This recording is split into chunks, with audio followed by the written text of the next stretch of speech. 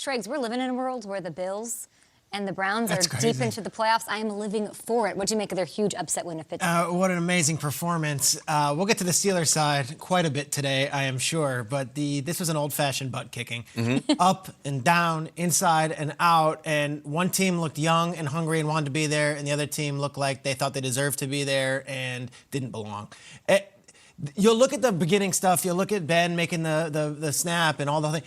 This was throughout the game, Chubb and Hunt running all over a vaunted Steelers defense and this complete domination of the ball. And the Steelers, they clawed back. You look at the box score, Ben put up all these passing yards. It's all 500. fluff. It was nothing because it was 28-0 at the end of the first quarter and it was all catch-up ball. This was what I saw all game. And I'll tell you, Mike Tomlin, they were down 12 going into the fourth quarter on a 4th and 1. And they brought out the punter. And that's all I needed to see at that point. Turn the TV off. I don't care what happens from this point on. Seems like the Steelers did not want to win that game. We're not the alpha in the division. And for all the talk that Juju had earlier in the week and for all the talk that people had saying, yeah, the Browns kind of backed in because they beat Mason Rudolph. Those two teams did not belong on the same field last night. And just real quick, there's a lot of head coaching job interviews going on and everyone wants the hot coordinator. Mike Prefer stepped in and had his team 28-0 after practicing just one day last week and having their starting corner in Denzel Ward, Joel Bitonio out, and Stefanski in a basement somewhere in Berea. So, unbelievable performance. Steelers fans, I don't know what to tell you this morning. Browns fans, go celebrate. That one was awesome. Celebrate Bill Callahan, the offensive line coach for the Cleveland Browns. I mean, this guy, the running game follows him wherever he goes. And this offensive line, the way that they literally picked the defensive tackles up for the Pittsburgh Steelers, set them back 3 yards off the line of scrimmage, and allowed these running backs to just go ham, right? Like, they ran all over this Pittsburgh Steelers defense. And you saw it late in the season. You heard Mike Tomlin. Yeah, the Pittsburgh Steelers were winning some games. They were having some issues. But you heard Mike Tomlin say, guys, this ain't it.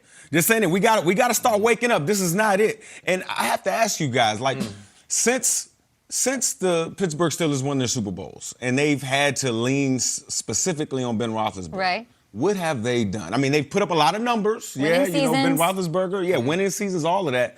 But when it comes to the money time in the playoffs, right, what has Ben Roethlisberger done? Not much. All I've seen this Pittsburgh Steelers team do is let 2 potential Hall of Famers walk out of the door because of Ben Roethlisberger.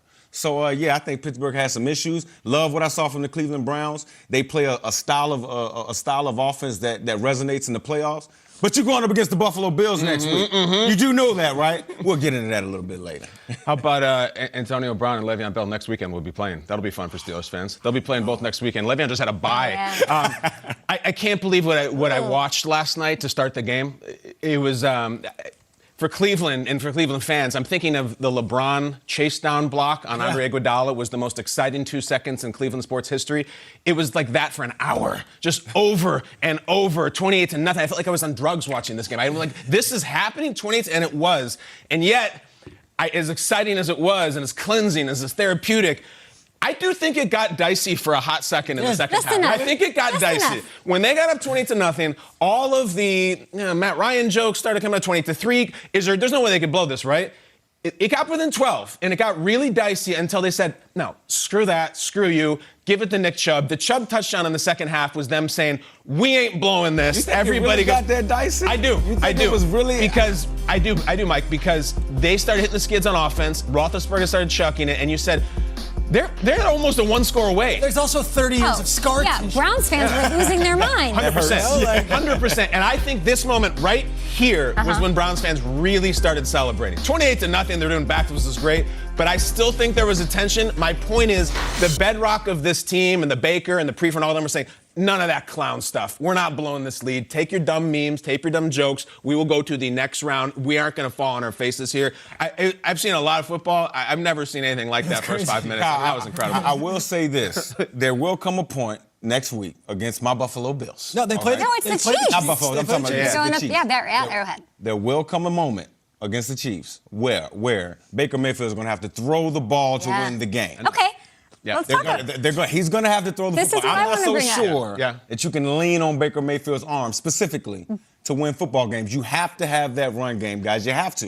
If not, I think the Cleveland Browns will have some The issues. botched snap gave the Browns an early lead. I want to bring up Jarvis Landry in this conversation just because he deserves a little. I saw something out of I don't know he could do yesterday. It was incredible. We're giving that botched snap a lot of credit, but it's a 40-yard score. It's a couple minutes later. Kyle, you're talking about the moment in the game. To me, this was the moment that launched this game into, this is going to be a blowout. It was into this territory. Pure determination to get past the entire, honestly, vaunted Steelers defense, even though they were without a couple of guys. He finished with 5 catches for 92 yards and a touchdown. Schrags stepping up huge when they needed him. I want to see him up against the Chiefs. He was awesome yesterday, and there were so many players that stepped up. Kyle, you're wearing a Sione Takitaki jersey. I saw Porter Gustin have an interception, and not one of these bobbled ones. 300-pound defensive lineman. Fully laid out. Fully laid out. Like Desmond Howard. Every single Browns player stepped up yesterday, okay? So Jarvis Landry is the leader, and they follow, but gosh, from top to bottom, that team showed up, and I cannot get over